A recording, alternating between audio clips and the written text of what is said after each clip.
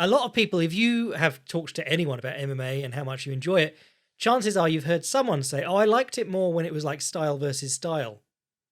And so the sport of MMA flattening out and doing the Bruce Lee thing of absorb what is useful and discard what is useless actually made the sport more of like a beige, where you had your Dalsims and your Zangiefs with extreme skill sets.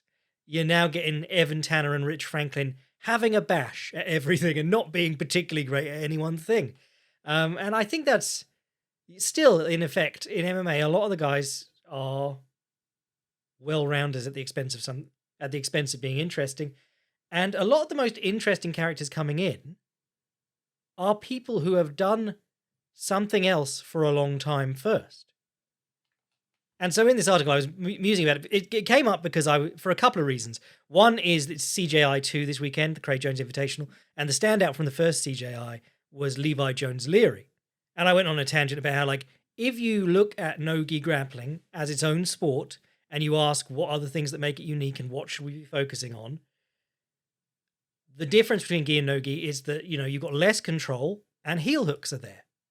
So the realization that John Danaher had and Marcelo Garcia before him, and that everyone sort of got on board with in no-gi, was that inside control rules. Feet inside the opponent's legs, underhooks on the upper body, if possible. When a lot of gi jiu-jitsu in the 2000s and 2010s was De La Hiva, Berimbolo, outside controls. Your legs on the outside of the opponent's body, which, if you come to no-gi, it's like, oh, they'll just throw their leg over and start heel hooking you. And one example I used was Romulo Barral, who is a multiple-time world champion in the gi, an amazing spider guard player. But obviously in no-gi, you can't play spider guard. It's impossible because you've got no cuffs. You've got no cuffs and no collars. So he had to learn to play different guards, and his gi and no-gi games were very different. And then I went back to Levi Jones Leary because he came in to no-gi a couple of years ago after, I think he won the Pans and the Euros once each. All the things that he was supposed to like get rid of because they were a hazard and wouldn't work in no-gi, he now does in no-gi with reduced controls. And he made it work. And now people agree that he's got one of the most dangerous guards in the world in no-gi doing gi shit. But it's that extra step. He's had to take an extra step. If you started in no-gi, it would not be worth your while learning all the berimbolo stuff and then trying to make it work. He started as a gi specialist, and instead of throwing it all away, he said, I'm going to work on that and make it work for me. And I think that's what makes people so fascinating. People who start in, well, that's a gi to no-gi thing, but people who start in a different martial art and come to MMA and make the best of that martial art. So the theme of the article is going to be like, please send your kids to like taekwondo class and stuff like that. If everyone just goes to an MMA gym when they're young and works their way through, everyone will learn exactly the same stuff. And we won't get these breakout characters, and we won't get at the breakout techniques, we won't learn new ththings. And it came up because I was watching Caio Borralho this week, and he is very much like a Machida clone in a lot of his early Dana White fights, and his because he had 2 on Dana White's Contender Series, and his early UFC fights, very big Machida influence. And I've got a question about Machida that I saw, so I'll get into that later. And in the course of writing this article, I realized that American GIs started learning karate in like the 1950s and 60s, particularly the Okinawan variant. Karate went to mainland Japan in like the 1880s and caught on there, but karate comes to the West in like the 1960s. Kung Fu and particularly through the rise of Bruce Lee takes hold in the 1970s. The 1970s and 80s are considered the karate craze, the Kung Fu craze. It feels like that was a long time before UFC 1, and then we all had our Orientalism smashed. We all realized that traditional martial arts are bunkum. But it's now been longer since UFC 1 than it was from karate and kung fu catching on to UFC 1. So it's kind of encouraging that these sort of dojos and whatever a Chinese dojo is, doyang, that's a Korean one, isn't it? Or dojang, that they still exist. Because if we were going strictly by what works in a fight, they wouldn't. But and then I was going to get into like how it's not even the best people in the world at those various skill sets. MVP is another example. Like, you would never go to an MMA gym and learn to fight like that. he learned to fight like that by doing this silly bullshit sport and then moving into MMA. And now he's a star for the UFC, or just as big a star as we can have in modern MMA, because he's different. And he's doing something that other people don't or can't. And then I was going to use the example of like Yaya Rodriguez makes his taekwondo work really well after learning taekwondo as a kid. Wasn't anything special in taekwondo, I don't believe, but we had a taekwondo Olympic gold medalist in the UFC and he didn't do shit with his kicks. So it really is. It's not it. Well, I hate to use the square peg round hole analogy again, but it requires a degree of stubbornness on the part of the person who's invested part of their life learning something and saying, I'm going to make this work.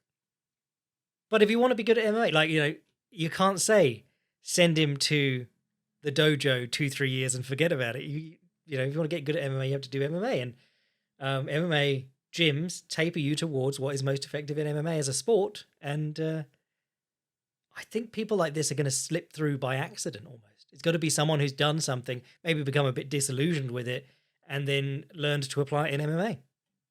Oh, here we go. These are the questions I was talking about earlier.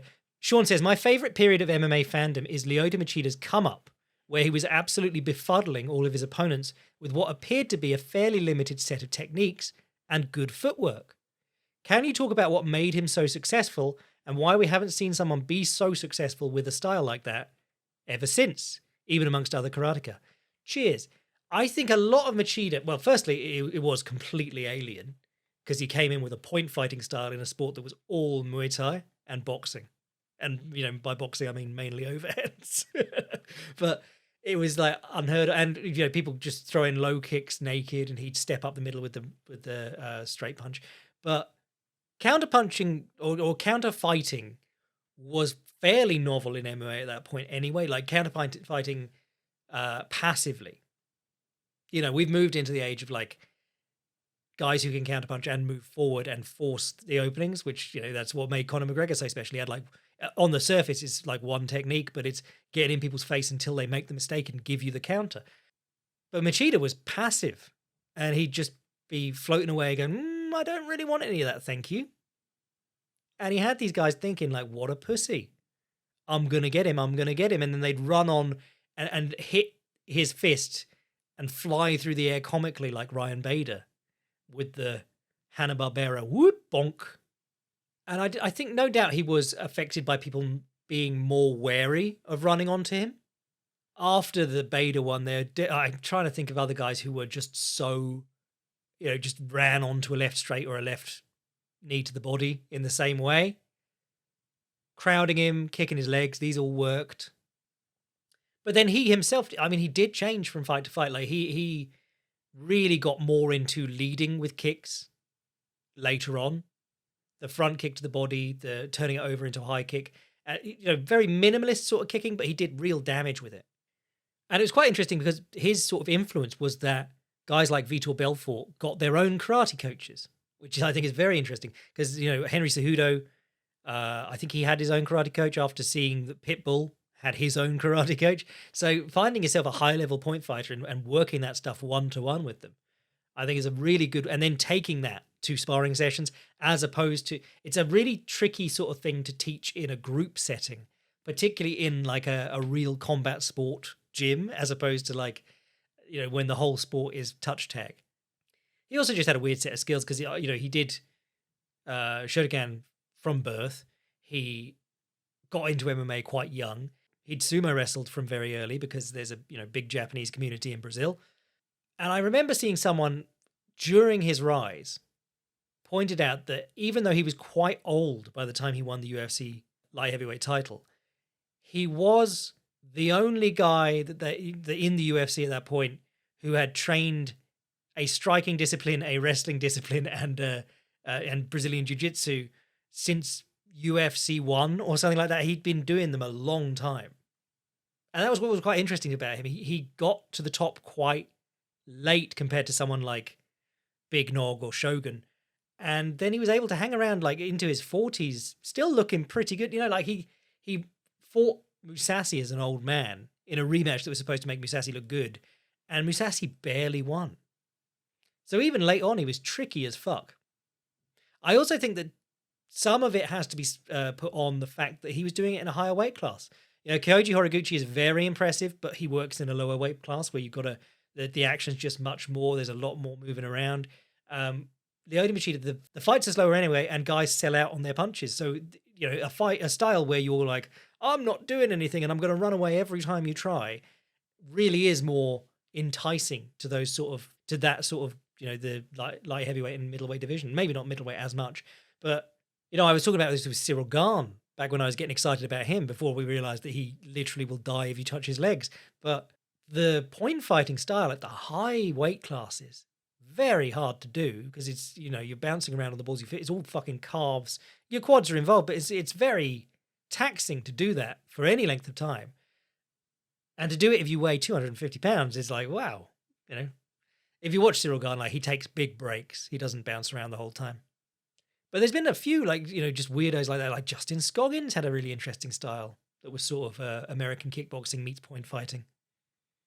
And I think that's what's so interesting. Like I was saying, to bring us circular with that article earlier, the next guy to operate this sort of style is going to be some weirdo who did it as a kid and then wanted to do MMA later and had all these bad habits from doing point fighting as a kid.